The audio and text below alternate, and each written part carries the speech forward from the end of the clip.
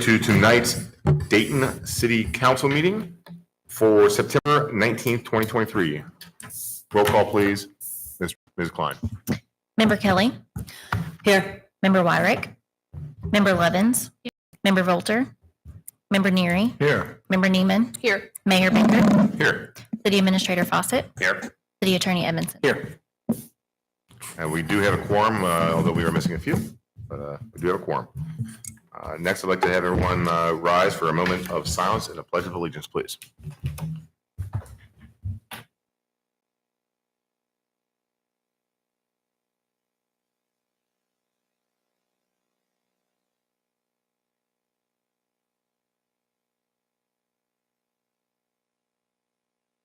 I pledge allegiance to the flag, United States of America, to the republic for which it stands, one nation, under God, indivisible, liberty, and justice for all.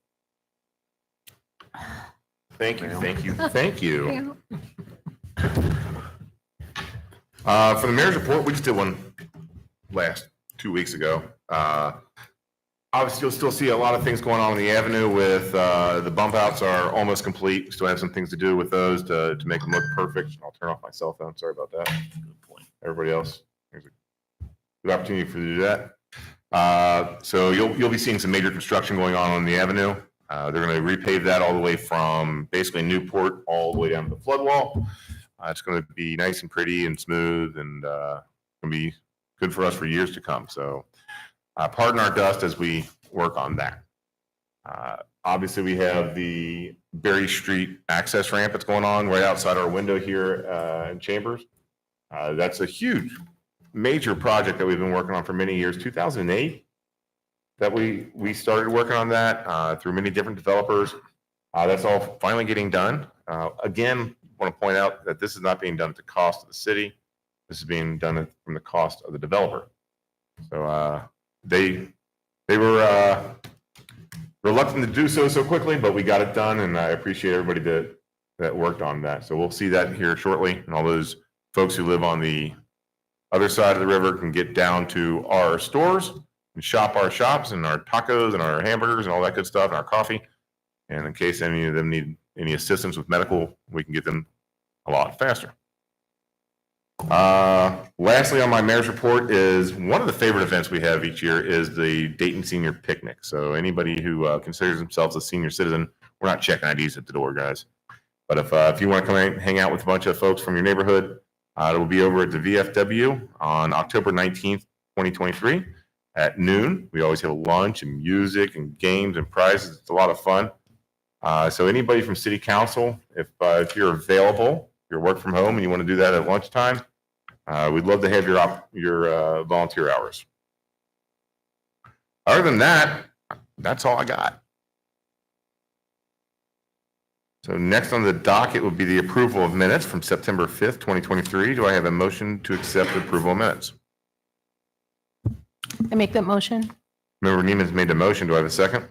I'll second. Ladies first. All in favor? Aye. The ayes have it. Next on the docket would be open up the podium. So anybody from the audience, the deep audience that we have tonight, would like to come up and speak to council administration on any of the legislation that's on the agenda tonight. The podium is yours. This also will be the public hearing for the tax rate proposed increase, which is the first item on the agenda as well. So both of those items will be done now. Got it. No comment? All right. No comments from the crowd. So before we move on, Councilmember Neiman asked me to kind of talk a little bit. Neiman asked me to talk a little bit about the tax rate that is being proposed before you vote on it. So I just want to give some information about that and what the staff is proposing. So the good news is that because of new real estate development in the city and an increase in the value of existing homes, we're going to have basically the same tax rate, just a little bit higher this year than we had last year. Last year, the tax rate was 4.70 of 1,000 of assessed value, and will nudge up only 0.6 of a percentage point to 4.76. That means a house with a $100,000 value will pay only $6 more in taxes this year. So the other thing I've looked at, and I mentioned in an email to you all, is that over the past 10 years, we've had a very, very small increase in total tax rates in the city. In 2013, which was 10 years ago, the tax rate was 4.45. This year, it's going to be, if approved, will be 4.76. So that means the city council approves this. The owner of a $100,000 house in the city will have only seen a $31 increase in taxes over the past 11 years. That's less than $3 a year over that period. When you compare that with inflation, it's a 31% increase since that time. So it's a pretty good hedge to own property in Dayton compared to inflation because your taxes are increasing much less than they are, inflation is overall. So that's what the rate is being proposed, 4.76, which is just 6 thousandths of a percentage more than last year. And mainly that's because of increased value of the assessed homes that are in the existing homes and also the new development that's occurring primarily on the river as well. Thank you, Mr. Fawcett. So if nobody would like to address city council regarding the public hearing for property taxes or any legislative items, we'll go ahead and close that. Which moves us on to the ordinances. I only have a few here tonight. First one's the second reading ordinance 2023, number 16. Ms. Klein, please. An ordinance providing for the imposition, levy, collection, and apportionment of taxes for the city of Dayton, Campbell County, Kentucky for the fiscal year July 1st, 2023 through June 30th, 2024. And again, this is a second reading, so we'll have a motion to accept. Do we have a motion to accept? I make the motion. Member Neiman's made a motion to accept. Do I have a second? I'll second. All right, so the second is made by Member Lovins, which opens up the board for any conversation, questions, concerns, anything really.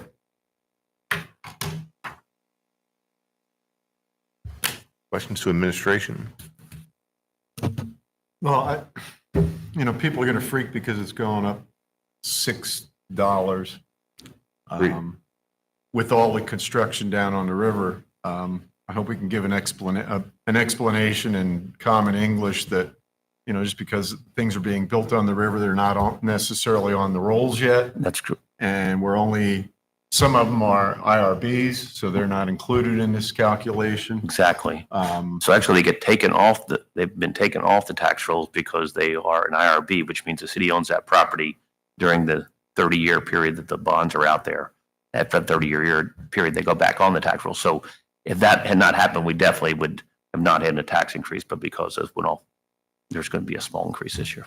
Understood. And once the TIF expires in roughly 20 years, Right. That's not going to be an issue. I do have an issue with I feel what's low assessments by the PVA on Dayton properties. You've got homes that were on the books at 60 and 70K that are selling for 200, which is great when they sell, but they're sitting there at 70K, which really cheats the homeowner too, should they ever have to sell. We have empty lots in town that are valued at $5,000, $6,000. The lot behind Avenue Pharmacy just went for 20 something.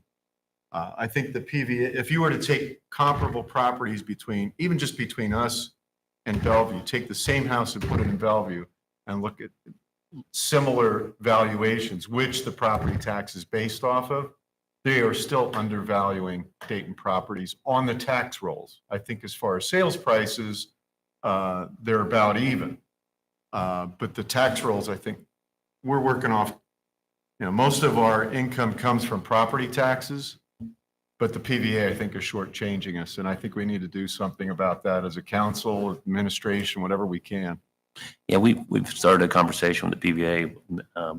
Mayor Baker and I met with them, I guess, about a year ago or so, and we expressed our concerns. And they also told us that there were some issues they had in the past with doing assessments in the city. And I think that they are doing a better job than they did, but I agree with you that it still can be done better. So I guess the proof would be in the pudding when they do the next major assessment in the city and see how the values have gone up at that point. I mean, my home, for example, is on the tax rolls at X.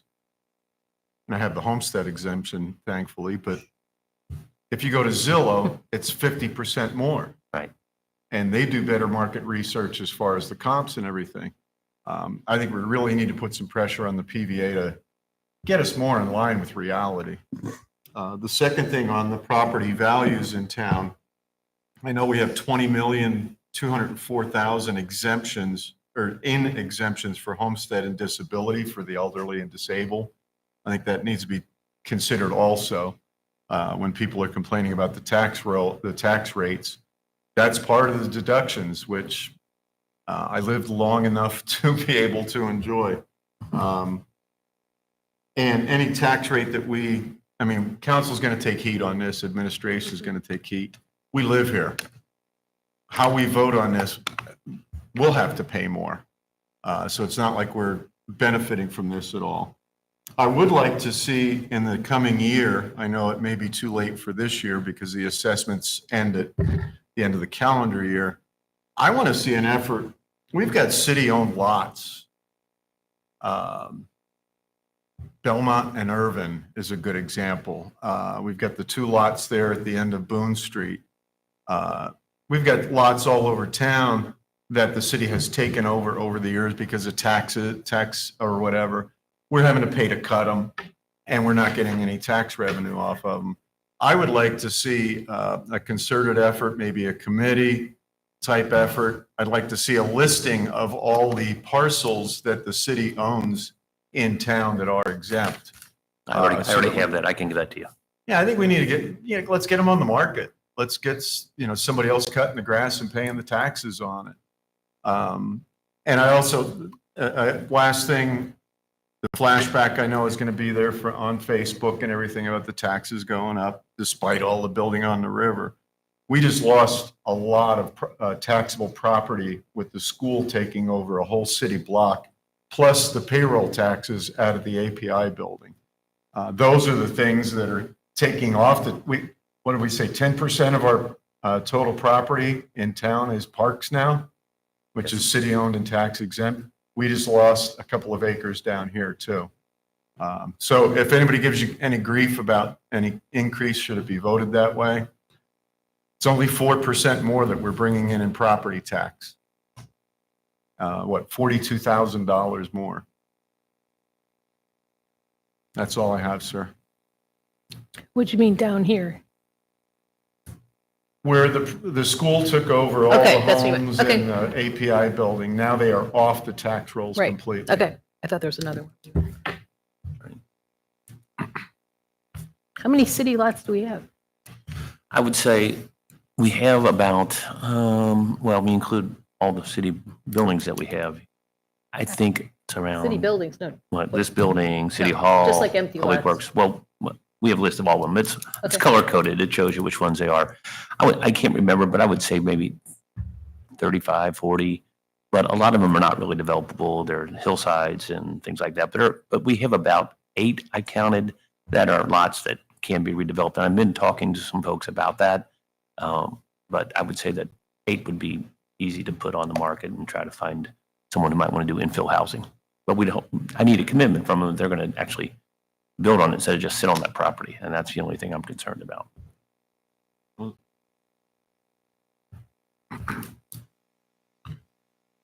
Thank you, Mr. Neary, for your comments. Any other questions, comments, concerns regarding ordinance 2023, number 16?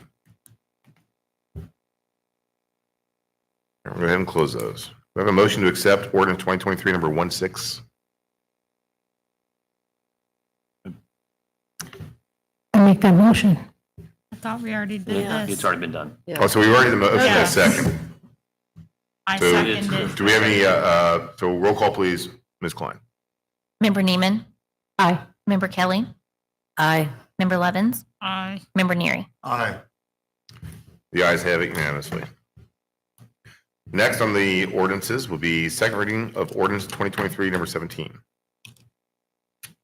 Ms. Klein, please. An ordinance amending Article 7, Section 7.0, words and phrases, and Article 10, Section 10.8, R1JJ, Residential 1JJ Zone, R1JJ Zone of the City of Dayton, Kentucky zoning code codified in Chapter 154 of the Dayton Code of Ordinances to add attached single-family residential dwellings as permitted use in R1JJ zone. Again, this is a second reading, so if I could have a motion to accept ordinance 2023, number 17. So moved. Member Neary's made the movement. Do I have a second? I'll second. Second by Member Kelly, which opens it up for comments, questions, concerns. Anyone? Anyone? All right, we'll go ahead and close those out. Roll call, please, Ms. Klein. Member Neary, Aye. Member Neiman, Aye. Member Kelly, Aye. Member Levens. Aye. The next on the docket would be the second reading of ordinance 2023, number 18. Ms. Klein, please. An ordinance amending section 72.04 and 72.14 of chapter 72 parking regulations of the City of Dayton Code of Ordinances. Do I have a motion to accept second reading of ordinance 2023, number 18? I'll make a motion to accept ordinance 2023-18. Member Kelly's made the movement. Do I have a second? I'll second. I believe Ms. Levens had it first, so we have a second. Any comments, questions, concerns? Are there plans with Public Works to change all these yellow? Yeah, I've talked to Rick about that, and we're going to wait as season goes and in between the fall and the winter and try to get some, we're going to mark them. We talked about it, so Okay. yeah, we're going to do that. Thank you. Any other comments? Roll call, please, Ms. Klein. Member Levens, Aye. Member Neary, Aye. Member Neiman, Aye. Member Kelly. Aye. The ayes have it. And the last on the docket tonight would be the second reading of ordinance 2023, number 19. Ms. Klein, please. An ordinance amending the City of Dayton, Kentucky's annual budget for the fiscal year running from July 1st, 2022 through June 30th, 2023, and estimating revenues and resources and appropriating funds for the city to the full extent authorized by KRS 82.082 and interpretive case law. Do I have a motion to accept the second reading of ordinance 2023, number 19? So moved. Member Neary's made the movement. Do I have a second? Second. Second by Ms. Neiman. Roll call, please, Ms. Klein. Member Kelly, Aye. Member Levens, Aye. Member Neary, Aye. Member Neiman. Aye. The ayes have it. Tonight, do we have any orders or resolutions on the docket? No? No? All right. Since we just had this meeting 2 weeks ago, we told the department heads that they did not need to have a reason for a report tonight. So they have the night off, except for you, Mr. Fawcett. Do you have a city administrator's report? Just a few things. I just want to follow up on a few things that you mentioned about construction projects. Did talk to our inspector that's been inspecting this job today, and he says he thinks the sewers will be done this week on this project. That's what they've been working on. And then after that, next week, they should probably start moving dirt in here and filling it up. The sewers will go up in cylinder, the sewers will go up and then fill up to that. And then once that dirt is in place, compacted and engineered, there's also a wall, retaining wall that needs to go up. Then the roadway will be paved. And we also have a contract to pave sections of Berry that haven't been paved in a while. So we're hopeful to get to that in under the wire for the asphalt plants not to close. So that project is on track and moving along pretty well. The bump outs, I talked with Mike Yeager, our city engineer. He has talked with Duke. They do have what they're going to get is called skirts to put around those poles. We had our public works team out there cleaning off the areas where the excess concrete was. And there's one grate that needs to be replaced by the Lita. And I think there's one other thing that they need to finish up on. But once that is done and Duke gets their skirts on there, we'll make our final payment to the contractor. And then finally, there is some confusion about the repaving on Route 8. It's in the morning is when they're doing the work. So it's not 9 a.m. to 8 p.m. It's like 9 p.m. to 8 a.m. So no parking on the streets in the morning hours, not during the day. We drove down the streets today. There's nobody parking. I'm afraid some people are thinking that it's during the daytime that there's no parking. It's actually during nighttime that there's no parking. They're doing all their work at night. So just want to let people know that. That's it. Mr. Fawcett, on the Berry Street ramp, one of the questions I had, and I wanted to clarify, there are going to be sidewalks on both sides of the road. The design is on both sides of the road. Yes. Thank you. We've also talked about whether we can put a bike lane up the hill there as well, so that you could have bike traffic and car traffic together at the same place. So Thanks. Would anybody else from council like to ask questions to Mr. Fawcett? Oh, there's also construction on Culvert Run. There is. Yeah. You mentioned that today in a Facebook post. by the county. SD1 is doing a retention wall or? It's a county road, believe it or not, and the county is putting in a retaining wall on the north side of Covert Run where it drops down where the road's been sliding. So they have signals down there at either end, slow, well, actually it's a red light, red, yellow, and green. I didn't stop to talk to them. I don't know how long it's going to take, but I don't know what the plans are on it. All I was told was a retaining wall. But that gums up traffic a little bit down there, but short-term, what is it? Short-term gain or Short-term pain, pain, long-term gain. gain. Yeah. Any other comments to the city administrator? All right, thank you, Mr. Fawcett, for your comments. Audience, now is the time to have your podium if you'd like to address the city council administration about anything that bugs you. Okay. All right, well, we appreciate your attendance. Do we have any new business? Just a clarification on last meeting, we approved the police department engaging with Enterprise for leases on vehicles. And I think it was only verbally, we said that up to the cost that we had already budgeted for the cruiser repairs, but that's only $22,000 for cruiser repairs. We do have a line item 20-224 for capital outlay under the police department for $54,200. That was for one police car. That's included as well. Okay, so I'm assuming that the enterprise lease arrangement for this fiscal year can only be up to $54,000 unless we approve a change? I think that's exactly what the plan is, yeah. So Okay, we're good. actually having a conference tomorrow with Jeremy from Enterprise, and they've already sourced out 2 Durangos for the police department. So we're going to talk about that. So, Oh, cool. but I'll confirm it. Cool. Like I said, last month, we said that it was going to be under cruiser repairs, but we're still going to have repairs on cruisers. Sure. Yeah, absolutely. And we've also talked to them already about selling 3 of our, I think 2 or 3 of our cruisers. So they're in the process of doing that. So we'll get some money from that as well. Cool. Thank you, sir.